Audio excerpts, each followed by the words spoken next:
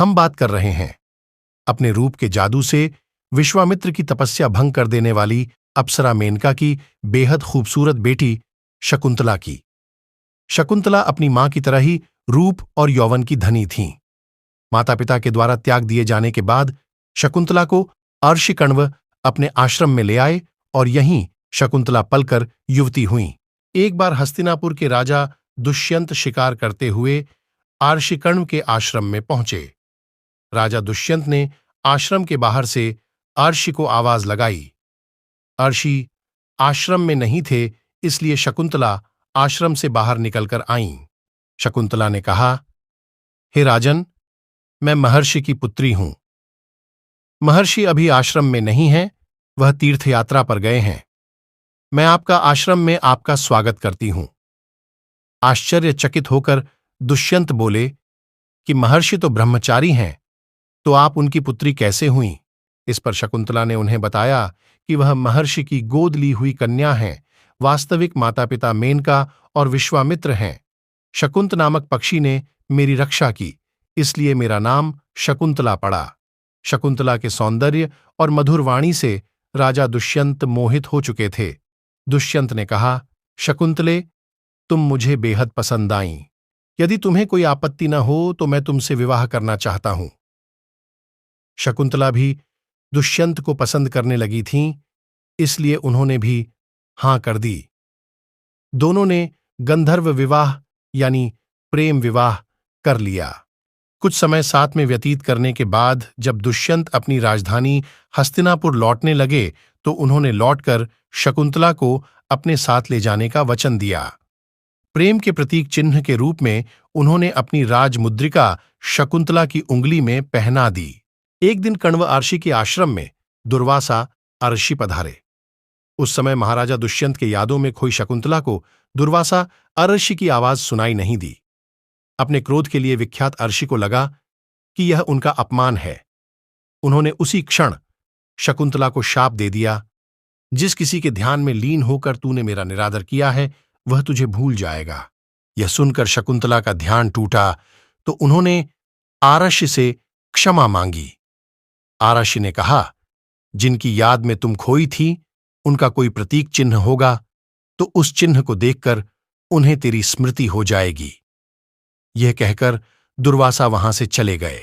कुछ दिनों बाद जब कण्व अर्षि तीर्थ यात्रा से लौटे तो शकुंतला ने उन्हें अपने गंधर्व विवाह के बारे में बताया। यह जानकर कण्व अर्षि ने कहा, बेटी, विवाह के पश्चात कन्या को अपने पति का घर ही शोभा देता है। अब तेरे पति का घर ही तेरा घर है। यह कहकर कण्व अर्षि ने शकुंतला को अपने शिष्यों के साथ हस्तिनापुर भिजवा दिया और हुआ वही जिसका था डर। रास्ते में एक आचमन करते वक्त शकुंतला की अंगूठी पानी में गिर गई और एक मछली ने उसे निगल लिया। कण्व अर्षि के शिष्यों के साथ शकुंतला महाराज दुष्यंत के दरबार में पहुंची। दुर्वासा अर्षि के शाप के कारण दुष्यंत उन्हें भूल चुके थे। उन्हें साथ बिताए पल का कुछ भी याद नहीं था। वह शकुंतला को भला बुरा कहने लगे। उस समय शकुंतला की माता मेनका प्रकट होती हैं और शकुंतला को अपने साथ लेकर चली जाती हैं। जिस मछली ने शकुंतला की अंगूठी को निगला था, एक दिन वह मछली मछुआरे के जाल में फंस गई। जब मछुआरे ने उसे काटा तो उसके पेट से अंगूठी निकली। मछुआरे ने देखा कि यह अंगूठी तो राजमुद्रिका है, इसलिए उसे लेकर महाराज को भेंट करने राजमहल में पहुंच गया। अंगूठी को देखते ही महाराज दुष्यंत को सब कुछ याद आ गया और तब उन्हें अपने की पर पश्चाताप होने लगा और शकुंतला की तलाश में जुट गए। कुछ दिनों बाद इंद्र के बुलाने पर देवासुर संग्राम में उनकी सहायता करने दुष्यंत इंद्र की नगरी अमरावती आए। संग्राम में विजय प्राप्त कर जब वह आकाश मार्ग से हस्तिनापुर लौट रहे थे तो रास्ते में उन्हें कश्यप अर्षि का आश्रम दिखा।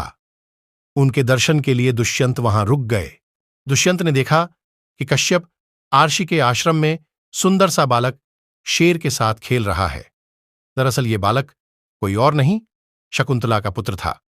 मेनका ने अपनी बेटी शकुंतला को उस हालत में कश्यप अर्षि के आश्रम में लाकर छोड़ा था।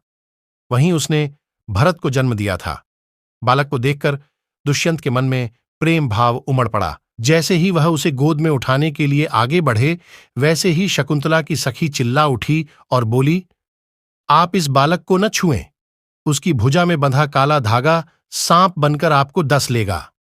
महाराजा दुष्यंत खुद को रोक न सके और उस बालक को गोद में उठा लिया। बालक की भुजा में बंधा काला धागा टूटकर धरती पर गिर गया। शकुंतला की सखियों को यह ज्ञान था कि बालक को जब कभी उनके पिता गोद में लेंगे तो धागा टूटकर गिर जाएगा। शकुंतला को जब पूरी घटना की जानकारी हुई तो दुष्यंत के सामने आई। दुष्यंत ने अपनी शकुंतला को पहचान लिया। राजा दुष्यंत ने शकुंतला से अपने बुरे व्यवहार की माफी मांगी और कश्यप ऋषि से आज्ञा लेकर उन्हें और अपने पुत्र भरत को हस्तिनापुर ले आए। बाद में भरत प्रतापी सम्राट बने और उन्हीं के नाम पर हमारे देश का नाम भारतवर्ष हुआ। आगे चलकर भरतवंश के ही एक राजा से गंगा का प्रेम हुआ। आप लोगों को राजा दुष्यंत और शकुंतला की प्रेम कथा पसंद आई हो तो लाइक और सब्सक्राइब जरूर करें।